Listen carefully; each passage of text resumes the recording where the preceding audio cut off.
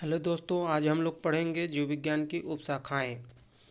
तो चलिए जीव विज्ञान की उपशाखाओं में देखते हैं। एक छोटा सा वीडियो 10 मिनट का आप लोगों के समक्ष प्रस्तुत है कि जीव विज्ञान की उपशाखाएं।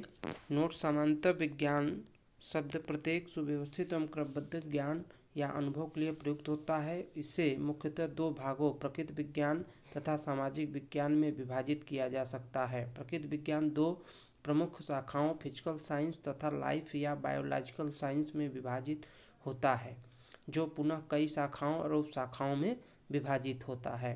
लैमार्क तथा ट्रेविरेनस नामक वैज्ञानिकों ने सर्वप्रथम जीव विज्ञान बायोलॉजी शब्द का प्रयोग किया। तो किस वैज्ञानिकों ने किया? लैमार्क और ट्रेविरेनस ने। चलिए अब जीव विज्ञान की शाखाएं और शाखाएं के बारे में बात कर लेते हैं। तो दोस्तों देखते हैं, जूलॉजी विभिन्न प्रकार के जंतुओं का विस्तृत अध्ययन कहलाता है।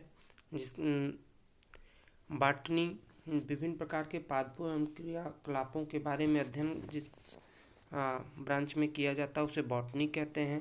पैलियो बायोलॉजी या जीवाश्मिकी जो होता है उसमें जीवों या जीवाश्मों का अध्ययन करते हैं।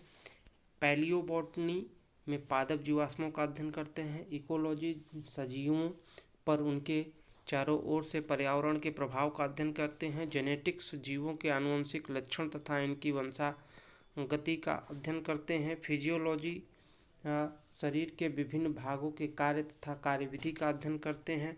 पेडोलॉजी मृदा निर्माण, मृदा के प्रकार इत्यादि का अध्ययन करते हैं।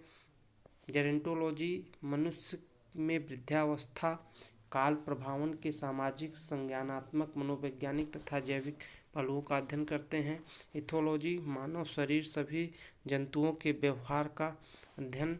बायोनिक्स जैविक जगत के गुणों सिद्धांतों के प्रयोग द्वारा आधुनिक उपकरणों और अभियांत्रिकी तंत्रों का निर्माण करना। बायोनोमिक्स जीवधारियों का उनके वातावरण के साथ संबंध का अध्ययन करना।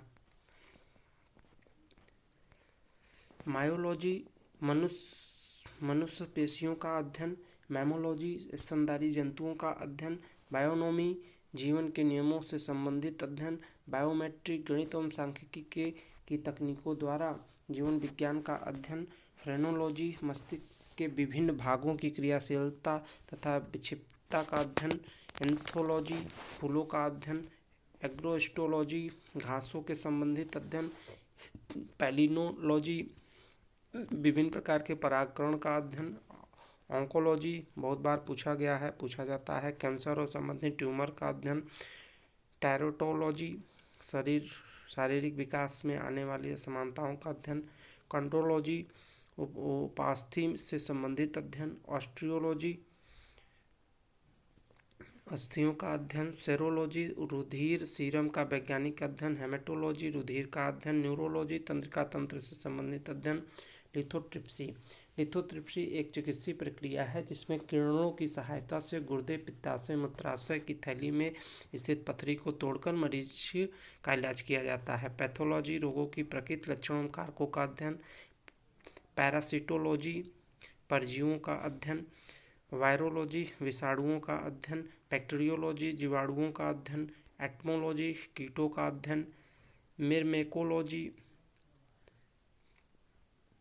चींटियों का अध्ययन।